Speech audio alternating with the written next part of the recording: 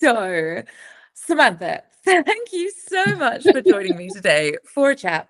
And thank you for your patience. For those of you that are watching this back, we have tried every different platform, Instagram, TikTok lives. None of the connections are quite working today. I've resorted to the old-fashioned methods. So today was meant to kick off Laro's new Lunch and Learn series, which is a series of educational talks about women's health, wellness, dentistry, or functional medicine, really just connecting some dots across the board. So I'm really excited to kick off with you, Samantha, today. The founder of Happy Body, and she works deeply in women's health, hormone education, nutrition, and helping women to understand how small everyday choices can have a really meaningful impact on how we feel. So thank you for being here.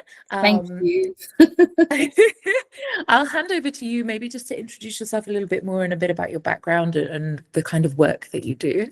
Yeah, thank you, Beth. Well, hi, everyone. I'm Samantha.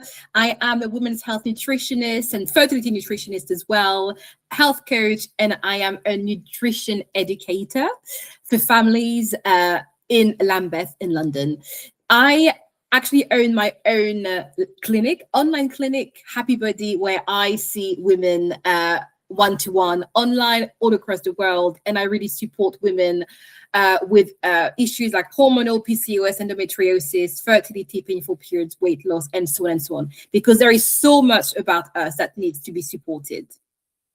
Completely. So thank you so much. And I think it's amazing work that you do. And it leads me on really nicely, I think, to my first question, which is, why do we treat women's health in such a fragmented way still? Because if I think about it, we talk about hormones over here, and we talk about gut health over here, and mental health somewhere else entirely. And so it's really nice to hear you talk about this from a holistic sense. So is it something that you think that we're doing wrong, looking at all of these things in silos today, or why has it come about this way? Yeah, I mean, it's easier. Let's be honest. I think it's easier to go to the doctor and just say, oh, I have a stomach ache, I have a headache, my period is painful, and just to be given a pill is just so much easier. The issue with that and with not seeing us, our body as a whole, is that we will not get a real resolution of anything that we have. We're not going deep enough. And, it's causing us to also be confused. And to never get the answers right, and to never understand our bodies properly and our health. Yeah, completely. And I think confusion is such a key point that you bring out. There's so much conflicting advice coming from everywhere these days. So when people come to you with a specific problem, what's the kind of approach that you take to make sure that you're covering all bases? Yeah, I send an extremely extensive health form. Because what happens, what I've seen is that, so you might come to me because you have a head, like you have painful periods or something like that. But actually, I might see in your health form that you're not sleeping. I've had that before. But for you, unfortunately, it will be the norm. Oh, I don't really sleep, and that's normal. I will say, wait a minute. This is actually something we need to work on. This is something we need to start with. I believe there are 4 pillars of health. We have nutrition, we have movement, we have sleep, and we have our mental health. You can sleep really well, move, eat really well, but if you're depressed, you see what I mean? You are not going to feel your best, and so on and so on. And I always make sure that those 4 pillars are addressed. Yeah, that really resonates with me on the sleep front, being a mother of 2 young kids. I can imagine. Yeah. And so is it hormones then that act as the thread between all of these pillars? Is that what's impacted when one of them is out of balance, or what's your take on that? Yeah, okay, let's go back to the definition of hormones. I'm a bit geeky, by the way, but they are chemical messengers that navigate throughout the blood to be able to support our organs and tissues and to regulate them. So now imagine there is something wrong, and we are going to touch upon endocrine disruptive chemicals in a bit, or chemicals in our everyday life. something is going to go wrong, right? It could be that, we don't know how we can sleep properly, or we're extremely stressed, or it can be that our cycles are suddenly irregular. And it can be many other things, or we don't ovulate. So there is so much happening with our hormones. I feel like we don't know enough because we're not taught about hormone health at school. I wish. Yeah. Completely. And, from my perspective, it's not just hormone health. It feels like we're still only scratching the surface on the microbiome, whether it's the gut microbiome or the oral microbiome, and how all of these things are interlinked in the body. I think the only thing that we do know is that they are interlinked. Yeah, which is already a thing. With the vaginal microbiome as well, that's another one that's extremely interesting. That's been coming up a lot in research lately, and I've been particularly interested in as well. Yeah, of course. And so do you think, because we don't necessarily have all of the answers at once, it's led to somewhat of an isolation for women? I mean, I think that I've heard from a few people, they often wouldn't bother to investigate into what's really wrong or their symptoms or go to the doctor, because there's this feeling that maybe it's all in their head, or the doctor won't necessarily know where to take them on this kind of journey. I mean, do you experience that? Have you had women come to you feeling this way? I want to say I've heard that too much, to be honest. I have genuinely heard women who have not been heard, who have said, no, you're imagining the pain. And it it's so isolating as well. And I always feel that we live, even if we are in 2026, things are quite taboo still. And it's easier to say, oh, I'm fine, when we're not. And we really need to find practitioners who will take the time to look at everything, all your blood tests, everything, and talk to you to really understand how you function. Yeah, completely.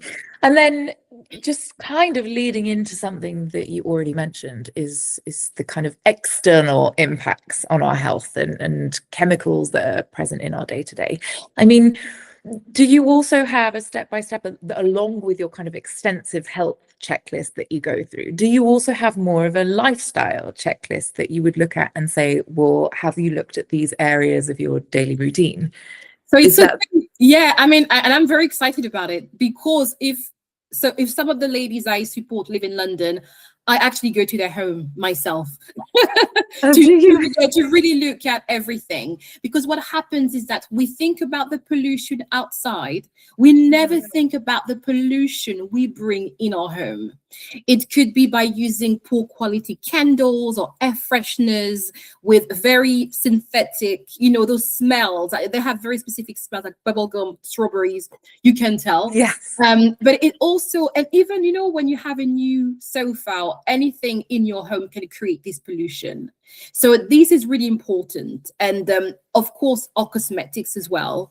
What we put on our skin is just so important. Yeah, absolutely. And of course, for me, oral care, it's not just on our skin, but it's in our mouth, being absorbed by all of the beautiful soft tissue there. So I'm really happy that you're talking about these daily things, because as well, it's not just one product or the other that may have some harmful ingredients. It's the accumulation of all of these things, I think, that sit in our day-to-day life that we may not even take any notice of anymore, because they've been there for so long. So yeah, I think it's amazing that you're actually going into homes and looking at all of this.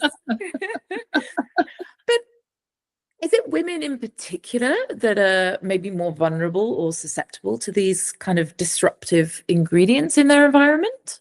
So it's everyone, but let's go back to the research on those. It's because the research has actually confirmed that those chemicals have an impact, for example, on our endocrine system or hormones. So when we think about the thyroid, women are 5 to 10 times more likely to be impacted with a thyroid disorder than men. Wow. So it is a thing. So and I feel it's a really underrated and not unknown organ, and we need to do more about that. Another thing, and it's like a a cousin or a family member of those endocrine disruptors are called xenostrogens. I know it's a bit of a mouthful, but what are they? I know. I won't try and pronounce that. Yeah, no.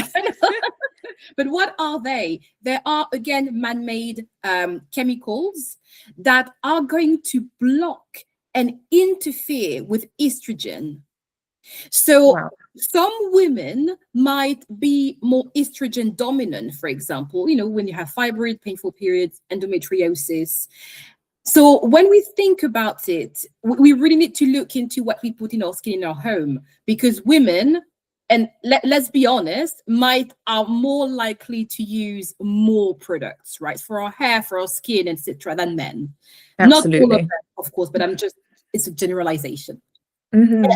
And as a conclusion, we are more likely to be exposed to those endocrine disruptors, xenostrogens, that will impact our hormones, and it can cause delayed puberty, issues with fertility, with our cycles, and of course, I don't want to worry anyone here, but also, cancer. If you think about those sweat glands when you put like a deodorant, my sister had breast cancer at age 32.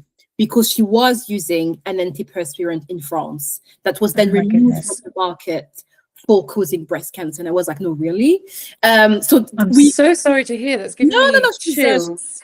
She's okay. No, she's okay. But okay, it's always a thing. But what I mean is that, our body is going to absorb what we put on it. Our skin is this wonderful organ, is the largest organ in our body, and we don't think about it enough. Yeah. So we really need to be careful with what we put in our body, on and in our body. Absolutely. And I think you kind of touched on my next question there already, but are there times in your life where perhaps it matters more than others? And by that, I mean, I'm thinking of maybe fluctuations in your monthly cycle, or pregnancy, postpartum, perimenopause, all of these times that maybe make women a little bit more sensitive. Are we talking about the chemical exposure there as well? I mean, are we more susceptible to these things?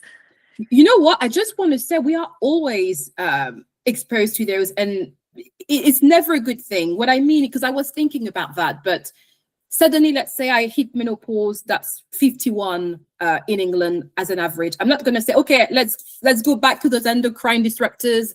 Let's have like a strawberry scent everywhere. Because it will impact your health anyway. I would say all throughout your life, because again, it's this accumulation, right, that is going to have an impact on us in the long run.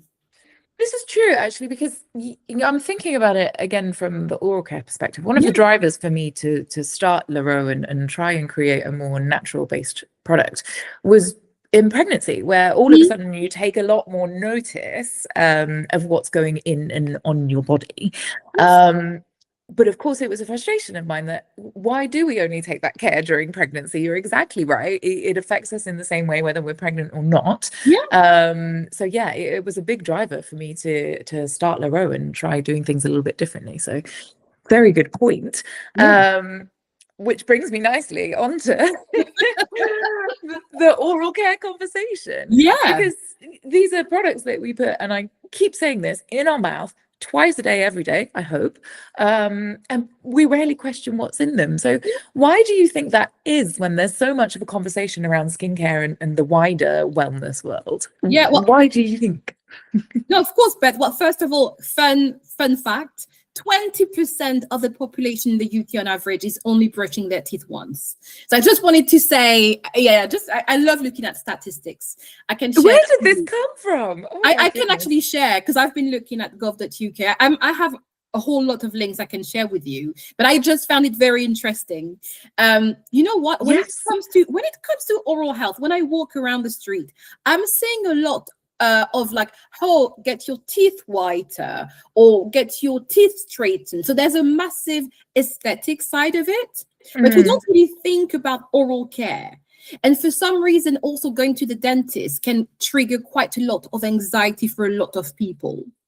And I understand that. That is a thing. And you know what? Also, I mean, I used to kind of sell some very well-established toothpaste brand online many years ago. They are so well established, we don't really question them. And even in terms of their marketing, they don't need to push too hard, because they know we will actually buy them out of habits and conditioning. Yeah, exactly. And this is, of course, one of the things that I'm trying to tackle here. The fact that this remains unquestioned, because it's the same companies that have owned the majority of toothpaste that we use for the last 100 or so years. So yeah, it's very good to question it. And this is, of course, why we originally connected. Because you also are quite an advocate for fluoride-free formulations or alternatives. And so let's talk about fluoride. Yeah, let's talk about it. Because this is where people often have questions, and there's a lot of confusion or strong opinions. Because, of course, the default, particularly in the UK, is that your dentist will tell you need fluoride, and that's the best way that you can protect your teeth from cavities and so on. So first of all, what are the concerns around fluoride? What's the other side of the debate that we're talking about here? Yeah, I mean, and as you know, being a bit geeky, I love to go back to the beginning, because when we think about fluoride, it's actually it's like normally in the water. So that's kind of a natural mineral. However, in the UK, some regions are under a fluoridation scheme, and we have 10%, i.e. around 6 million people in regions where they've added a lot of fluoride into the water. Okay. So then another thing around fluoride that's very interesting is that it's found naturally in tea, beer, fish. So when you think about that, I think about accumulation of fluoride. It's not the fluoride itself, it is this accumulation. Yeah. So now in terms of studies, yes, so some studies have suggested that fluoride can impact sex hormones and actually decrease them, causing issues such as with fertility and cycle regularity. However, what has been confirmed, and I don't want to scare anyone, of course, is that fluoride will have an impact on your thyroid by increasing the level of TSH, so putting you basically in hypothyroidism. Yeah. To take it a bit, so, and this is kind of the issue. And it's not the fluoride, it's this accumulation. So if you have a lot of fluoride in your water, you drink a lot of tea, and on top of that, to use a fluoride, like toothpaste, this might cause a bit of issues. And I just have one thing to say about the oral cavity and absorption.